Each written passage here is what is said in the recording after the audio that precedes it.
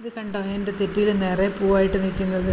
എൻ്റെ എല്ലാ തെറ്റിച്ചെടിയിലും ഇതുപോലെ നല്ല കൊലയായിട്ട് പൂവുണ്ട്. ഞാനിപ്പോൾ കുറച്ച് വളം കൊടുത്തിട്ടുണ്ടായിരുന്നു, അതുകൊണ്ടാണ് ഇത്രയും പൂവായിട്ട് നിൽക്കുന്നത്. ഞാൻ കൊടുത്ത വളം ഏതാണെന്ന് ഞാൻ പറഞ്ഞു തരാവേ. ഇഷ്ടമായാൽ ലൈക്ക് ചെയ്യാനും കമൻറ്റ് ചെയ്യാനും സബ്സ്ക്രൈബ് ചെയ്യാനും മറക്കരുതേ. ഇവിടെയൊക്കെ എല്ലാവരും ഇതിനെ തെറ്റി എന്നാണ് പറയുന്നത്.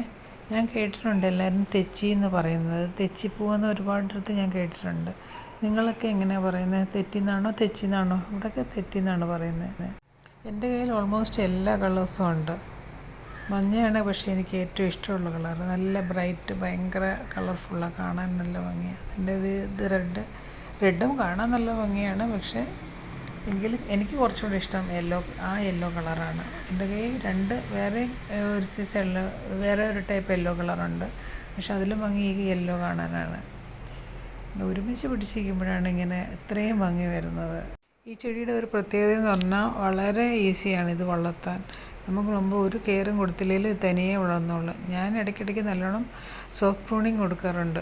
സോഫ്റ്റ് പ്രൂണിങ് ചെയ്യുന്നത് ഏറ്റവും നല്ലത്. ഹാർഡ് പ്രൂണിങ് ചെയ്ത് കഴിഞ്ഞാൽ ചിലപ്പോഴൊക്കെ ചെടി തന്നെ നശിച്ചു പോകാൻ ചാൻസ് ഉണ്ട്. പക്ഷേ സോഫ്റ്റ് പ്രൂണിങ് ഇടയ്ക്കിടയ്ക്ക് ചെയ്ത് കൊടുത്ത് ഇതുപോലെ നല്ല ബുഷിയായിട്ട് പ്ലാന്റ് വളരുകയും ചെയ്യും, ഒരുപാട് പൂക്കൾ ഉണ്ടാവുകയും ചെയ്യും.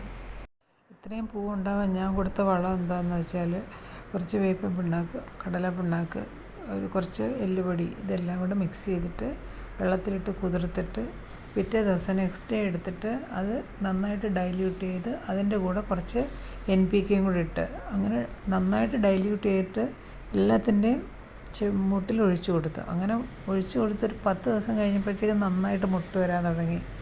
അങ്ങനെയാണ് ഇത്ര നല്ല ബഞ്ചായിട്ട് ഇത്രയും ഫ്ലവേഴ്സ് ഇങ്ങനെ ഉണ്ടായതിപ്പോൾ. പിന്നെ എസ്പെഷ്യലി മഴ തുടങ്ങാറാകുമ്പോഴത്തേക്കാണ് ഈ തെറ്റിയിൽ എപ്പോഴും കൂടുതൽ പൂവുണ്ടാകുന്നത്. അങ്ങനെ ഞാൻ വെള്ളം കൊടുത്ത സമയം നല്ല ക്ലൈമറ്റ് ആയപ്പോഴത്തേക്ക് എത്ര നന്നായിട്ട് ബഞ്ചായിട്ട് പോകുന്നു. തെറ്റിക്ക് ആകെ ഉണ്ടാകുന്ന ഒരു പ്രോബ്ലം ഈ പെസ്റ്റ് അറ്റാക്കാണ്. അത് ഈ മൊട്ടിങ്ങനെ വിരിഞ്ഞു വരുന്ന സമയത്ത് അതിനെ നശിപ്പിച്ച് കളയാനൊരു ടെൻഡൻസി ഉണ്ട്. അതിന് നമ്മൾ ചെയ്യേണ്ടത് ആകെ എന്തെങ്കിലും പെസ്റ്റിസൈഡ്, ഇൻസെക്ടിസൈഡ് സ്പ്രേ ചെയ്ത് കൊടുത്താൽ മാത്രം മതി. ഇടയ്ക്കിടയ്ക്ക് എസ്പെഷ്യലി മുട്ട് വരുന്ന സമയത്ത് നമ്മൾ അടിച്ചു കൊടുക്കുകയാണെങ്കിൽ അങ്ങനെ അങ്ങനെ ഈ ഒരു പ്രോബ്ലം ഉണ്ടാവുകയില്ല. അങ്ങനെയാണ് തെറ്റിയിൽ ഇത്ര ബഞ്ചായിട്ട് പൂ വരാൻ നമുക്ക് ചിലപ്പോൾ. അല്ലെങ്കിൽ മുട്ട് വരുമ്പോഴേ ഇതെല്ലാം തിന്ന് അത് നശിപ്പിച്ച് കളയും. അപ്പോൾ നമ്മൾ ഇങ്ങനെ ഒന്ന് കെയർ ചെയ്ത് കഴിഞ്ഞാൽ ഇതുപോലെ നന്നായിട്ട് പൂ എപ്പോഴും ഉണ്ടാവുകയും ചെയ്യും. ഈസി ടു മെയിൻ്റനൻസ്, കാണാനും നല്ല ഭംഗിയായിരിക്കും. നമ്മുടെ ഗാർഡനൊക്കെ നല്ല എപ്പോഴും വൈബ്രൻ്റ് ആയിട്ടിരിക്കാനുള്ളൊരു ചെടിയാണ് തെറ്റി എന്ന് പറയുന്നത്. ഒരു 2-3 എല്ലാത്തിൻ്റെ ഓരോ മൂഡ് തന്നെ ധാരാളമാണ്. വളരെ എത്ര ഭംഗിയാണല്ലേ കാണാൻ.